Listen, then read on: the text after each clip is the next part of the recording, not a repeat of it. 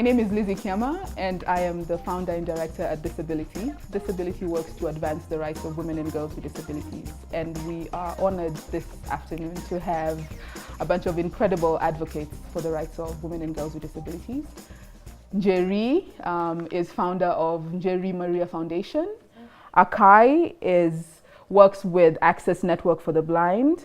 Kate is a self-advocate, and Eva as well.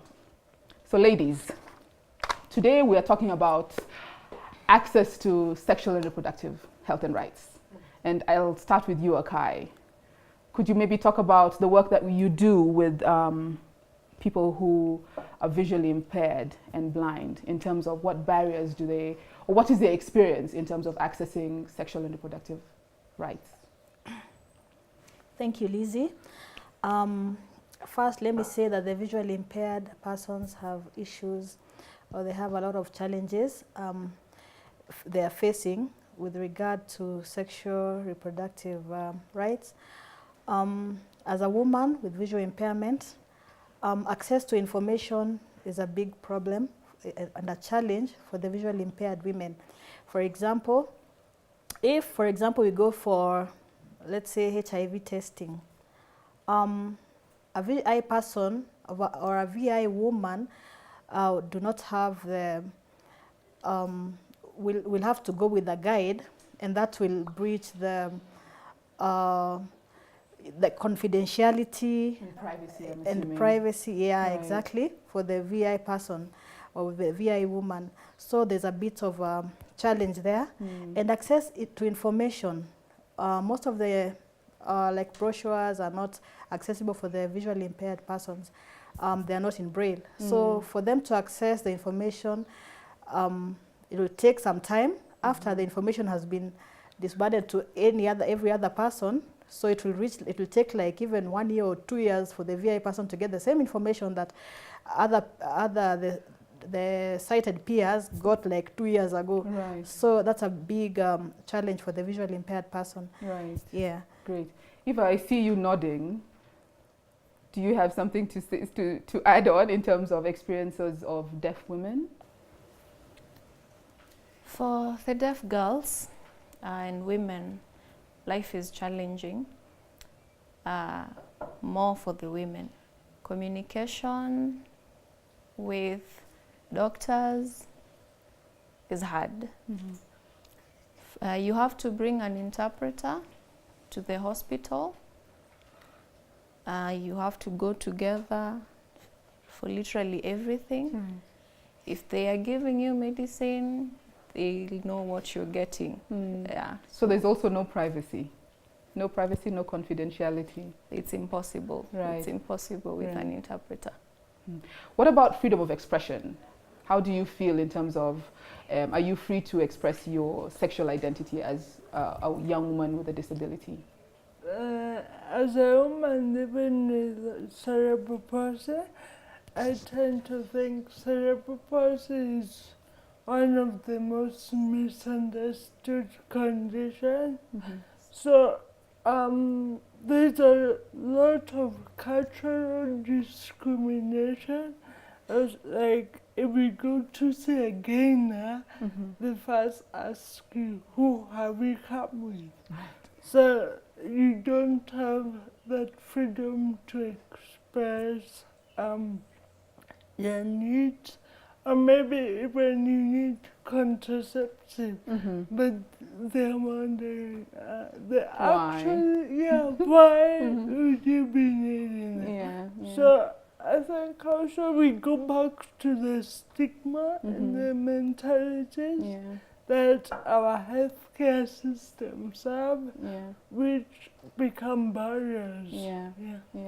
No, this is true. I think issues around legal capacity and questioning of decision-making capacity for all women with disabilities is pretty dominant in the mainstream. You always question, despite whether you have whether your disability is cerebral palsy or whether you're a wheelchair user, whether you're a woman who is visually impaired or a deaf woman, you will always be questioned. Kate, I see you're nodding, so go ahead. Okay, as a young woman living with disability, a wheelchair user, I think, and some of the barriers I've gone through is that you don't get the best facilities when it comes to reproductive health. First, when you go for maybe let's say family planning, you go there and maybe the person you find, you cancelled first, then you are being asked, why do you want to family plan? Don't I have a right to family plan like any other woman? Right. That makes one person as even you feel like you are not as in just like any other woman. So the last time we were here, Luciana posed an interesting question, or rather a statement. She was saying that women with disabilities, sex with women with disabilities is more pleasurable than with women without disabilities. Ama, how come hivyo? Alisema Yeah, hivyo. Alisema, yeah, she said that. Okay. So is that true or is that false? And why? If it's true, why do you think? People tend to think that if you are disadvantaged with one thing, you have something else which someone else doesn't have. You see? So, but for me, I might say like it's a myth. It's a myth. Sijui. But I think her Sijui. explanation, if I'm not, and Akai, you were here, so you can correct me. Her explanation was that because women with disabilities, probably because of cultural perceptions, they may not have as many sexual partners as non-disabled women. So when you look at the vagina, for example, it is less utilized, and so it is less utilized, and so it is you know, tighter. These are her words. These are not my words. These are her words, Luciana. Yeah, we can blame her tomorrow. So Luciana was saying that you know, because of the lack of Accessibility. For many cultural perceptions, and so we don't have many partners. Yes. You know, the market is not out there. Yes, it is skewed. Yes. Let me tell you one thing. It's not a matter of a market, because the market is out there for any woman. Okay. It doesn't matter if you have a disability or not. And sex is not enjoyed by only the people who don't have any disability. Sex is enjoyed by both. And first, before even you say the vagina of a woman with disability is tighter or what, first, before even looking at the disability of that lady, just look her in the perception, in the point of her being a woman.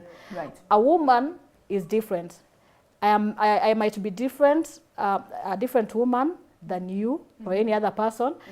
I might be very sexually active, and I'm living with disability, and I'm a woman.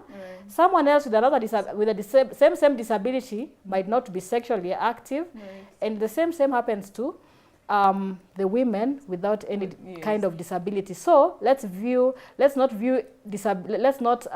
put disability and sexual whatever in one basket. Let's view this woman as a woman, number one. So, yeah. Do you okay, go ahead. So I agree with her. I think people forget the fact that we are sexual beings. Anyway, we're human beings. I feel like we have to have five. And about even guys saying we are afraid that if we have a sex with it, we may touch it. Right. And I'm thinking, but I'm a woman, so how will it happen? And everything works. You know, yeah.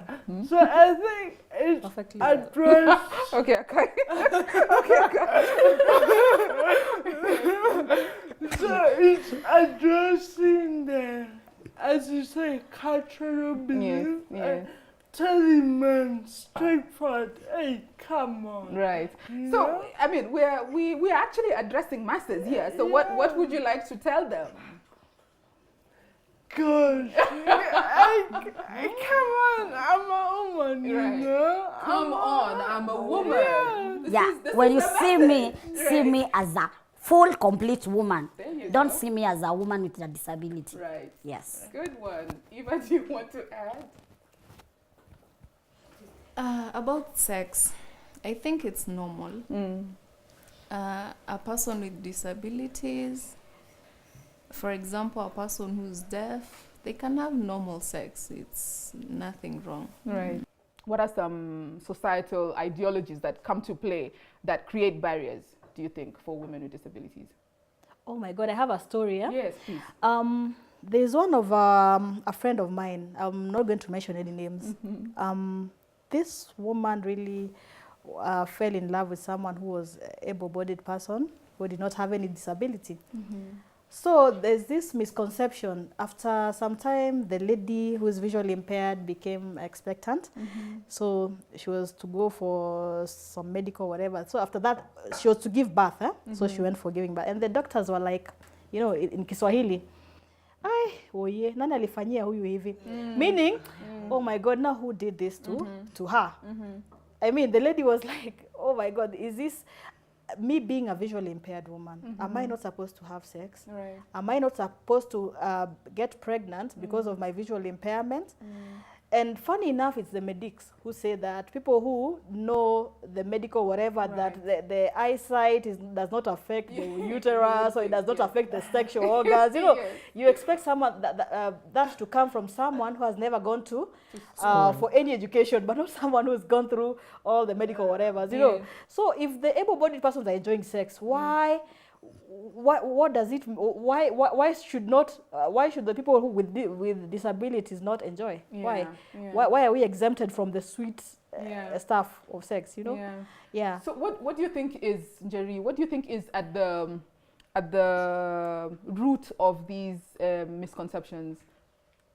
Because an arrogant society. An arrogant society. I think because there's enough information out there. Right. Don't you think? No, I think so. I think so. Yeah. To me, I think of it as obvious. Like, you're privileged. okay, Yeah. talk about not so many, but if we go back, it's even how we're brought up. Yeah. Because I keep on saying, no one taught me about sex, about relationships, about how things are, you know? And everyone else was being told. Yes. So why wasn't I told? Yeah. So even, I think, as we grow up as children or girls with disability, it's a foreign concept to everyone. They can't even dare to address it. Yeah. And another thing, I think something which must be done in our society, awareness must be created in order for these people to know it's our rights. Right. And that everyone, like if you are a young woman with a disability, a young girl, a man, you have a right to enjoy sex. You are just a normal person, just like any other person. Yeah. But really, I have a question coming back to even the roots of sexual education and reproductive rights. When a girl with disability is sexually abused, now that becomes another story compared to when a girl with disability is going out there to have sex. So what is the difference? I think society has not come to terms with assigning rights to women with disabilities.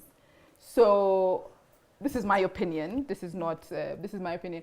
I feel like we are more comfortable discussing issues of violence, for example, rather than discussing issues of promiscuity when it comes to women with disabilities, because that is like, you know, going against the grain, you know. But violence, because they're the poor women with disabilities.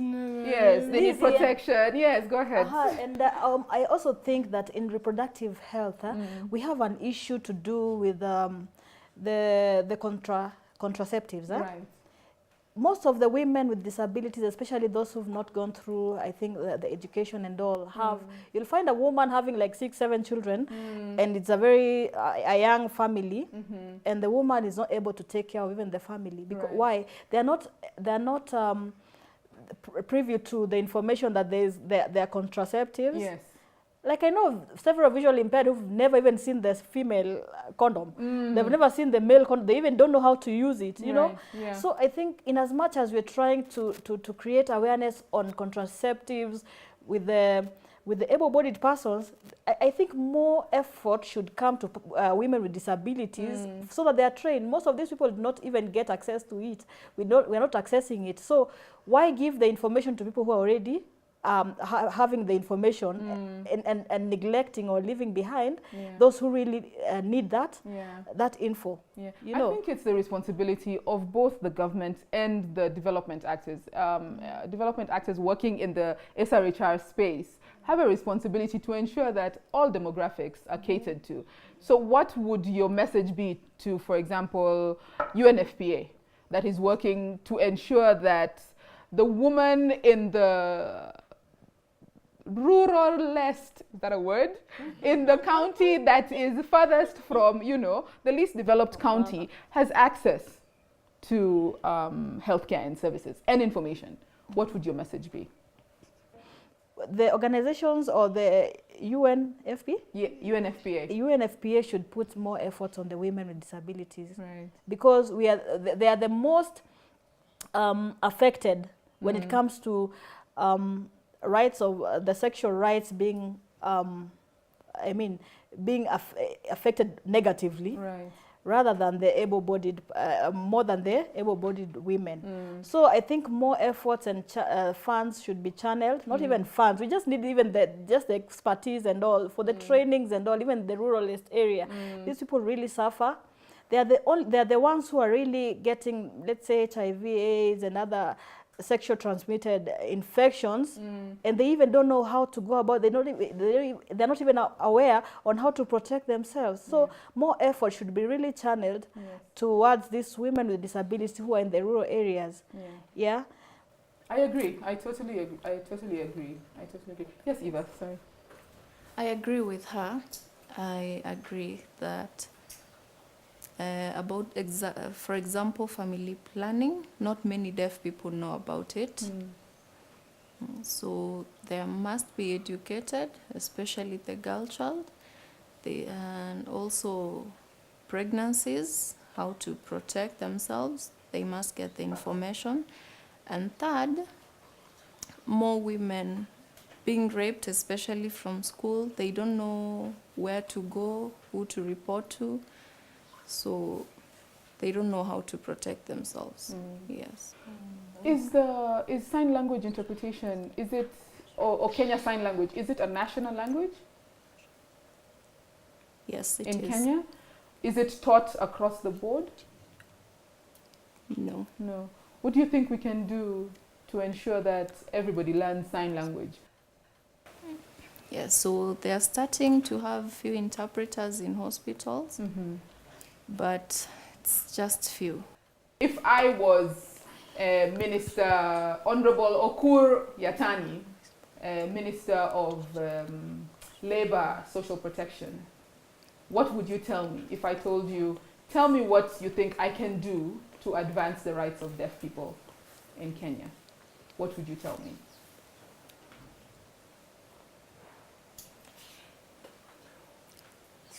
If true, I would inform him to help with the deaf. How? What can we do? What specific things can we do? One, we should have like interpreters, more interpreters. And also legal interpreters, people who are certified. Yes.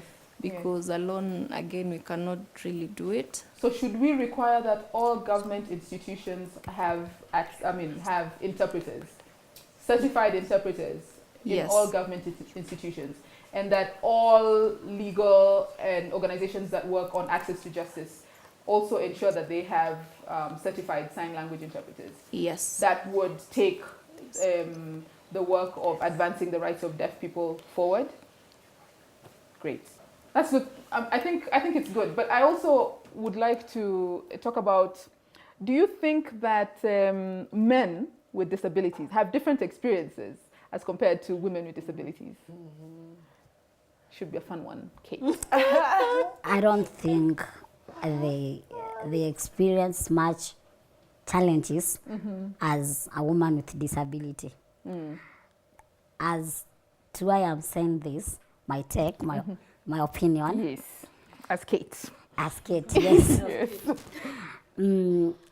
Many of our friends, and they are men living with disabilities, and I've attended several weddings for men with disability. But when it comes to a woman with disability, I don't know if they fear weddings or what. I guess I have attended only one. Of a woman. Of a woman with a Yes, disability. living Okay. with a disability. Okay. And when it comes to dating, you find that a man living with a disability anapata dem, anaingiza dem maybe box, haraka na anamoa kuliko a woman, A woman with a disability. yeah, finding a able-bodied man. Yeah. What's your preference though? Would you date a man with a disability or without a disability? No, I won't date a man with a disability. Hiya, why? Hiya, discrimination starts here. No, it's not. No, it's not discrimination. But my opinion, yeah, my opinion is that if we are the one advocating for inclusive mainstreaming, we should be the one to start with. Right. We show them. Yeah, we should show them. Yeah, why are we living in our own cocoon? No, Yeah, we should no, get out of. Inclusion. Yeah, This is the Inclusion. agenda. Yes. It's the agenda. That's the thing. Okay, yes. Okay. Yes, Eva, sorry. Go ahead.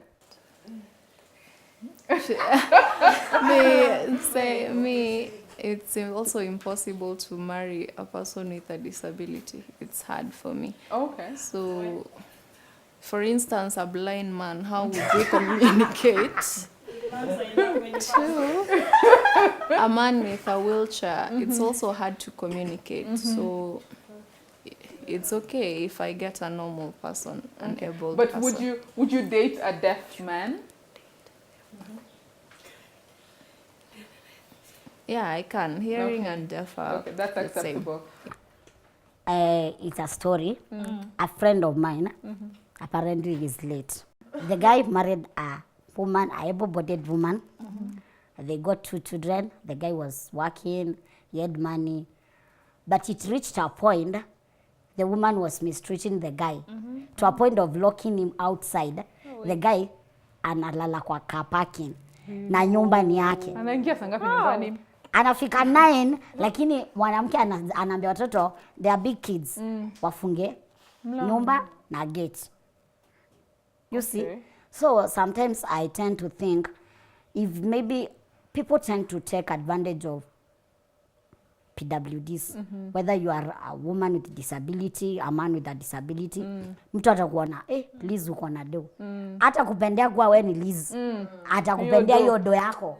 And that is why I think the Yes. women with disabilities So, are more genuine conscious. love. Yeah. Are more Unaona? conscious. Yeah. Kuna kitu ana benefit Yeah. from you.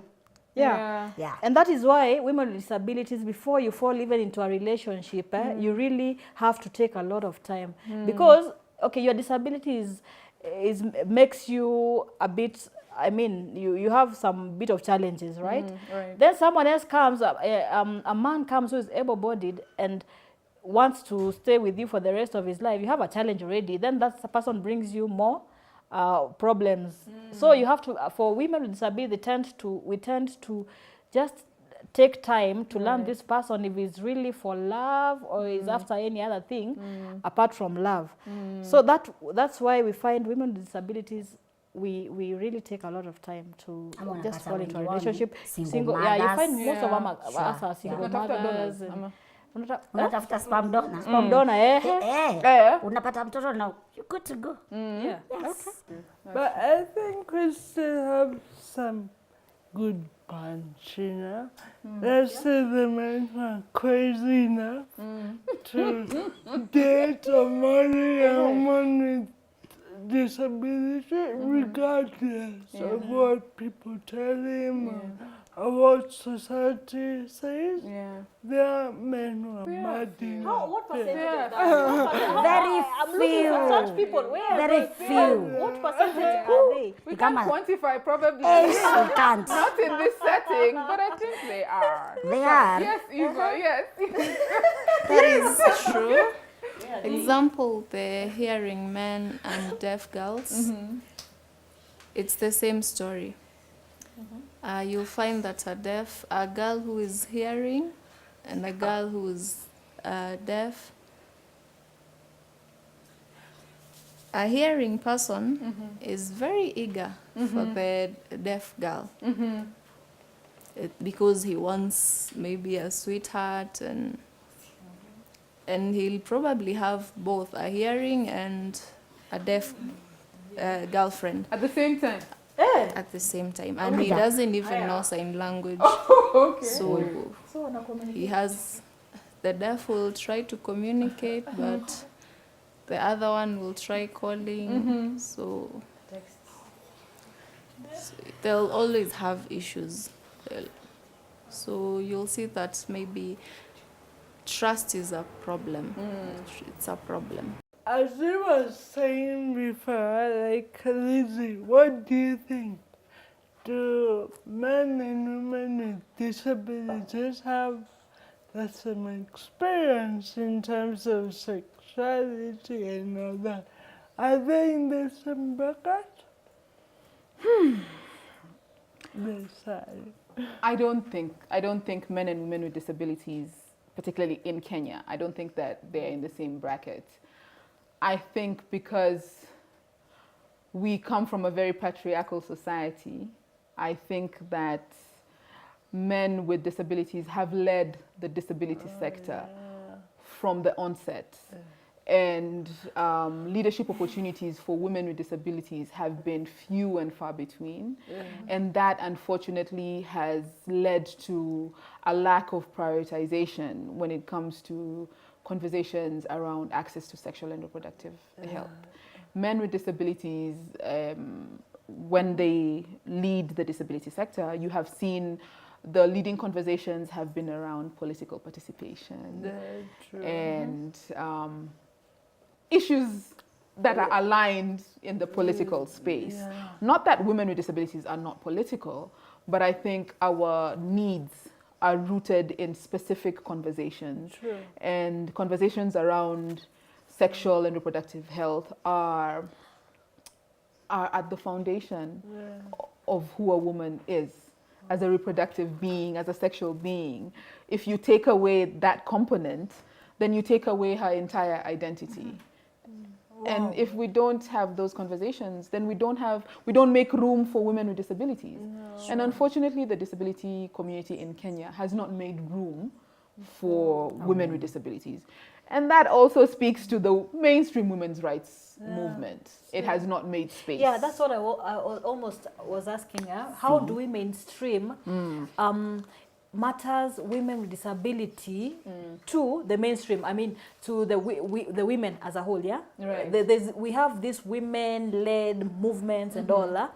How do we mainstream issues or matters women with disability in the mainstream movement? How do we do that?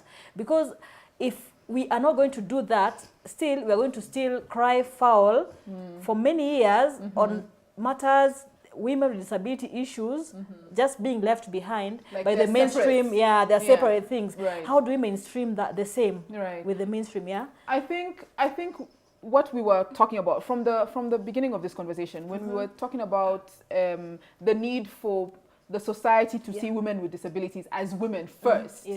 You know, I think that also speaks to how we interact with the mainstream women's rights movement. How do they also begin to see, how do we begin to identify as women first, and that our disability is a secondary identity, but also how does the mainstream women's rights movement see us as women first and begin to resonate with us, and that we build a solidarity around you know, what brings us together. So my hope for this conversation today is that society begins to see us in a different light. Yeah, I think it's good that society views us in a different light, and in as much as we really we feel that more energy should be put on the same. We have some organizations that really have women with disability at the core of their mandates in their mandates of the organizations. I feel we should come up more. We have the strength, and we should be involved in the policy formulations on matters women with disability issues, because we've really participated even in the CEDAW. Yes, The CEDAW, CEDAW, yes, the shadow shadow report, report yes. that was presented, and we're doing so far so good, and I hope that the government will continue doing it. We have a lot of great practices that we think we should emulate from, just to ensure that matters women with disabilities have been well articulated, and that women with disability live a life with dignity, just like the able-bodied women. What's your organization doing? My organization does mostly on economic empowerment for women with disabilities. In economic empowerment, to ensure that, you know, women are vulnerable in many aspects, and they are the most, like visual impairment women, you'll find women who have many children and they're not able to take care of their children.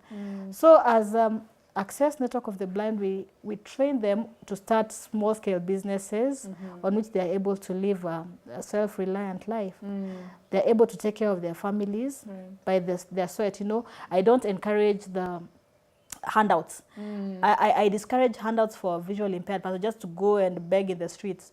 I believe that everyone has a way of living a life with dignity rather than just going and beg. I believe that despite the sight, one is able to take care of the family just like the rest of the able-bodied women. So we create, we train these people, the women, and we are able to link them with the people who can train and equip them with necessary skills for them to run small-scale business. And with time, they're able to even take care of their families, and they're able to cater for their needs, despite their challenge of being women with visual impairment. Yeah. Great. Njeri, Every time I think about good practices, I get so much, because in Kenya, you'd have to scrape your mind, like, what are they doing now, you know? we're doing something good right here. Yeah, right here, but it's not, we are starting, we are the domino effect, yeah? But I want to go as a representative for the United Nations Girls Education Initiative, long words, but we're going more into, back into teaching girls with disability what are their rights. From when they're young in school, what should they know? What are they entitled to? What can society do and not do to them? Because I feel we need, talking about good practices, we need to go back to inclusive information. Is there anything like that? Inclusive education, where no one is exempted from the information that should be, I think, a necessity to many. So even as we implement programs and projects, whether nationally or county, we should have basic demographics and know, wait a minute, we have girls with disabilities, we have women with disabilities. How can we, like, first the information to suit them? Yeah. You would think it would be common sense, especially for development actors. Yes. You would think. Yeah, you think, Yeah. but it is not. It's not, yeah. It's Yeah, not. yeah. And that's one of the most unfortunate. Yeah. Yeah. Yeah, but I think with that you need to trace the money. Like how to what extent are donors also requiring that their the funding, the resources they're providing are being, you know, as inclusive as possible. You know, because you have to, you know, you have to put your Talk with the money. yes, you do, and donors have a responsibility to ensure that your money is reaching the furthest from behind. Yeah. Sure. You can't just give development money and say it's supposed to reach the marginalized and vulnerable, but they're not reaching people with disabilities and women with disabilities. Someone else is taking Exactly, them, yeah. exactly. Sure. Okay, I see we need to wrap up. So, Eva, do you have something to close? I want that the deaf children, especially the girls, are more included and trained for and learn how to care for themselves and start businesses. It is hard, true. Why, if we collect all the deaf girls, then where are the funds? So it's a challenge. If we have funds, then we can train them so that they can go back and lead their normal lives. Yes. Great. And if I might conclude, Yes. in my own opinion, if being asked what should I recommend, I would recommend the government and even the non-governmental organization to emulate these two organizations, that each and every organization or the government, they come up with an initiative where people with disability, they can be included, like these staffs at unasikia Miss Tourism. We should also have a person with disability, a woman, who is also Miss Tourism. Yes. Yes. Why not? Yeah, why not? Yes. We are capable, Yes. and we should be given the platform. The 5% of the Yes. Constitution, Yes. the Article 54(2) of the Constitution of Kenya. I mean, we don't need to have just anything put on paper and not implemented. Article 54(2) of the Constitution speaks to 5% of employment for persons with disability. It doesn't matter where. It doesn't matter the private or even the public sector. We need persons with disability to get employed. Yes. I can be employed as a model. Yes. Someone else can be employed just to be in the call centers and everywhere. Yes. We need this. We need the implementation of these policies, the Constitution of Kenya. And the Constitution is supreme. Supreme. It supersedes any other law of the nation. We need even to have one round discussion now, Yes. round table discussion with the donors. How are they? How do they? How can I put it? How do they ensure when they do their monitoring and evaluation? How do they ensure that when they're doing the evaluations? How do they ensure that these monies get to the people, women with disabilities? Accountability As I and said, we transparency. need the transparency and Yeah. accountability. What would you recommend? Yeah, we need to sit with. We need to sit with them. Yes. The Assume stakeholders. we're sitting with them right now. What would you recommend? I will recommend that a percentage. If they're giving 100% of monies for women with women as a whole, Yes. let 50 go to women with disability. Let the 50 go to Other women. the non-disabled organization, because we are or even more. I think we even need 70, right? Well, we could make a case for that. We could make a case. But I think Subject to discussion. yes. But I think Right. I think that's true. I think those quotas, those percentages, when it comes to donors, I will not name donors, but you have heard it. I think quotas are critical when it comes to allocating funds, resources for work that is happening around the development sector. When you're funding when you're funding the mainstream women's rights movement, you allocate a certain percentage that is going specifically to build the capacity of the movement for women with disabilities. And within that, we have the expertise right here. We have expertise. Interact, engage with women with disabilities. Organizations that are working with women with disabilities, they have the expertise to ensure that your money reaches the furthest from behind, Sure. and that it meets the targets that you're looking to cater to. So with that, I thank you. I thank you, Eva. Thank you so much for your time. Kate, thank you so much for your contribution. Akai, thank you so much. Jerry, thank you so much for today. I think this will go a long way in not only infiltrating the mainstream media and showing that it is possible to bring together a group of young women with various disabilities. I think that it is possible to infiltrate the mainstream media to show that issues that affect women with disabilities are not separate from the mainstream women's rights movement, and that we can all have a conversation. It does not add any value to bring just Njeri to the set. You can figure out the logistics. It might be challenging at first, but it's worthwhile in the end. Sure. And with that, I say thank you. My name is Lizzie Kiama, and it has been a pleasure and an honor to host this conversation. We can clap for you. Thank you.